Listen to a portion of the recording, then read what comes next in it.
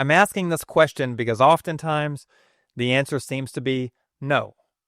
For example, I just came across a story of a pastor of a church who had been married for decades, yet he recently confessed to being involved in an affair that had lasted for years.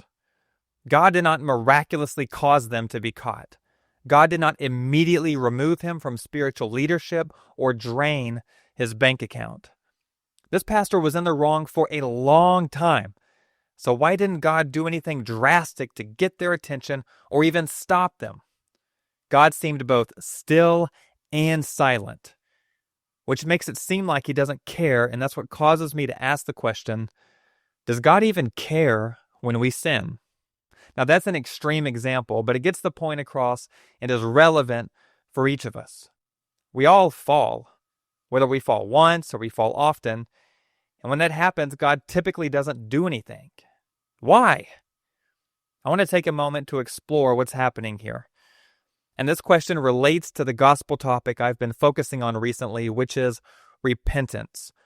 Understanding repentance can help us understand this question. And by repentance, I'm referring to a change of mind that leads to a change in life. Repentance is a shift in thought so that our attitude changes and eventually our life is transformed.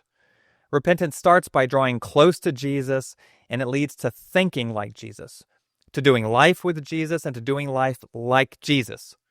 Repentance is also what Christians do when they sin, when they commit wrong.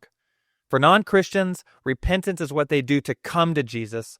For Christians, repentance is what we do to stay close to Jesus. When Christians do wrong, Jesus wants us to acknowledge the wrong we've done and seek his forgiveness. We also ask the person we've wronged for forgiveness. We repair the relationship insofar as it depends on us, and we make it right. But how often does that happen?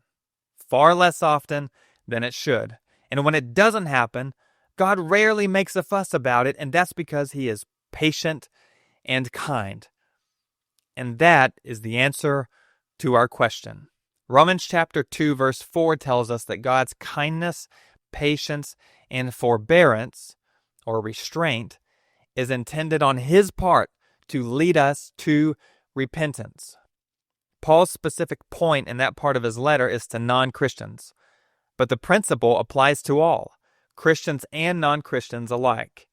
God seems still and silent when we do wrong and responds so slowly because he is patient and kind. He gives us chances to turn and do right over and over again because he doesn't want our lives to come crashing down, which he has the power to do, but he exercises restraint. Now I have two more reflections on this point. The first is that sin is its own punishment. Just because God doesn't immediately unleash consequences for the wrongs we do doesn't mean there are no consequences. Sin hurts our fellowship with Jesus. Sin robs us of our peace. It creates chaos in our relationships. Sin is its own punishment. Second, there are two wrong ways to interpret God's stillness and silence when we do wrong. On the one hand, we might think he doesn't care or that he may not count the wrong as wrong. On the other hand, we may think God will abandon us and forsake us and block us out completely. Neither of those responses to our sin is biblical. God hates all sin because it does harm to ourselves, others, and his good creation. And at the same time, God is forgiving. He's the God of redemption. After every wrong, it's always best to turn to him immediately. Confess what you've done. Get it out of your life. Take steps to improve the situation, and God will be with you through it all. So that's it for this video on repentance and God's silence. My name is Aaron Massey, and I've been teaching the Bible for more than 15 years. In this series, I've been walking through gospel topics to help you get clear on the Bible's most important message so that you can have more confidence in your faith. If you want to know more about repentance, check out my video called Biblical Repentance. Thank you so much for listening, and I'll see you next time.